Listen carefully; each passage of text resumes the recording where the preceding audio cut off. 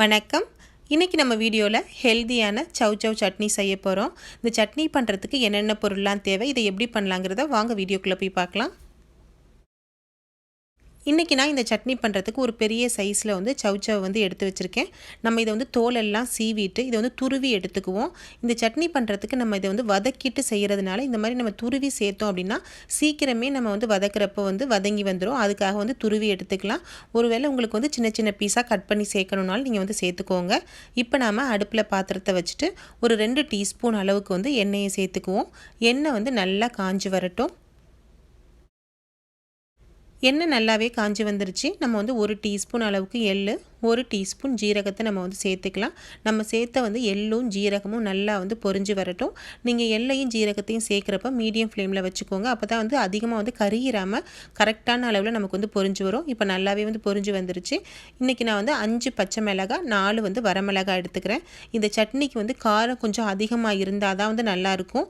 நீங்கள் நல்ல காரம் சாப்பிடுவீங்க அப்படின்னா இன்னும் 2 பச்சை மிளகாய் கூட நம்ம வந்து எக்ஸ்ட்ரா கூட வந்து சேர்த்துக்கலாம். இது வந்து கரெக்டான அளவில் நமக்கு வந்து காரம் இருக்கும். இப்போ நல்லா பச்சை மிளகாவும் காஞ்ச மிளகாவும் நல்லா வதங்கி வந்த பிறகு ஒரு 2 கொத்து கருவேப்பிலையை நம்ம வந்து சேர்த்து வந்து வதக்கிக்கலாம். கருவேப்பிலை நல்லா பொரிஞ்சிருச்சு. 4 பல்லு பூண்டை வந்து சேர்த்துட்டு இது கூடவே வந்து ஒரு சின்ன நெல்லிக்காய் சைஸ் அளவுக்கு வந்து புளியை வந்து சேர்த்துக்கிறேன். உங்களுக்கு புளி வேண்டான்னு நினச்சிங்க அப்படின்னா இதுக்கு பதிலாக ஒரு தக்காளி பழத்தை கூட நம்ம வந்து சேர்த்துக்கலாம். நம்ம புளியை சேர்த்து அரைச்சோம் அப்படின்னா சட்னி வந்து நமக்கு சீக்கிரம் கெட்டு போகாமல் ரொம்ப நாளைக்கு நம்ம வந்து வச்சு யூஸ் பண்ண முடியும். அதுக்காக தான் இப்போ வந்து புளியை சேர்க்குறோம். உங்களுக்கு வேணும்னா நீங்கள் வந்து தக்காளி பழத்தை வந்து சேர்த்துக்கோங்க. இப்போ நம்ம சேர்த்த பூண்டு புளி எல்லாமே நல்லா வதங்கி வந்துருச்சு. இந்த டைமில் துருவி வச்ச சவ்வை நம்ம வந்து சேர்த்துக்கலாம். சவ்வை வதக்கிறப்ப கூடவே வந்து ஒரு டீஸ்பூன் அளவுக்கு உப்பையும் சேர்த்து வதக்கிக்கோங்க. அப்போ தான் நமக்கு வந்து சீக்கிரமாகவே வதங்கி நல்லாவே வந்து வெந்து வந்துடும். உப்பை சேர்த்து கலந்து விட்டுட்டு நம்ம வந்து ஒரு மூடியை போட்டு 5 நிமிஷத்துக்கு வந்து மீடியம் ஃப்ளேமில் வந்து விட்டுடலாம்.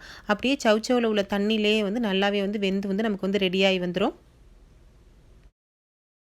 சவ்வை சேர்த்து நமக்கு வந்து 5 நிமிஷம் ஆகிடுச்சு. நல்லா வதங்கி வந்துருச்சு. இந்த டைமில் வந்து ஒரு 4லேருந்து 5 புதினா இலையை நம்ம வந்து சேர்த்துக்குவோம். இது வந்து ஒரு ஃப்ளேவருக்காக நம்ம வந்து சேர்க்குறது. நீங்கள் வந்து அதிகமாக சேர்க்காமல் இந்த மாதிரி சேர்த்திங்க அப்படின்னா ரொம்பவே நல்ல வாசத்தோடு நமக்கு வந்து சட்னி வந்து நல்லாயிருக்கும்.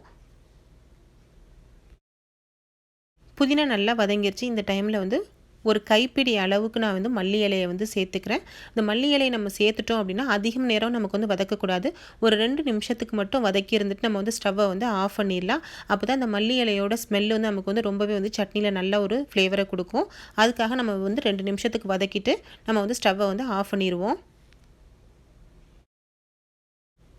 மல்லியை சேர்த்து நமக்கு வந்து ஒரு 2 நிமிஷம் ஆயிடுச்சு. ஓரளவுக்கு வந்து வதங்கி வந்துருச்சு. இந்த டைமில் நம்ம ஸ்டவ்வை ஆஃப் பண்ணிவிட்டு நல்லா ஆற வச்சுட்டு நம்ம அதை வந்து மிக்ஸி ஜாருக்கு மாற்றிட்டு நம்ம வந்து அரைச்சிடலாம். வதக்கின எல்லா பொருளையுமே நம்ம வந்து மிக்ஸி ஜாருக்கு வந்து இப்போ வந்து மாற்றியாச்சு. இதுக்கு வந்து தண்ணி சேர்க்கணும்னு நமக்கு வந்து அவசியம் இல்லை. உங்களுக்கு வந்து அரைச்சி பார்த்துட்டு வேணும்னா கொஞ்சமாக வந்து தண்ணியை மட்டும் சேர்த்துக்கோங்க. நான் இன்றைக்கி வந்து தண்ணி வந்து சேர்க்காமல் வந்து அரைச்சிருக்கேன். ஓரளவுக்கு கொஞ்சம் வந்து குறப்பாக தான் அரைச்சி எடுத்திருக்கேன். உங்களுக்கு தேவை அப்படின்னா நல்ல நைஸாக வேணும்னாலும் அரைச்சி எடுத்துக்கோங்க. இந்த மாதிரி ரொம்ப நைஸாக இல்லாமல் கொஞ்சம் குறப்பாக நம்ம வந்து அரைச்சி எடுத்தோம் சாப்பிட்டோம் அப்படின்னா ரொம்பவே வந்து நல்ல டேஸ்ட்டாக இருக்கும். இதை நம்ம வந்து சாதத்து கூட இட்லி தோசை சப்பாத்தி கூட எல்லாம் வச்சு சாப்பிட்றதுக்கு வந்து ரொம்ப சூப்பராக இருக்கும். ட்ரை பண்ணி பாருங்கள்.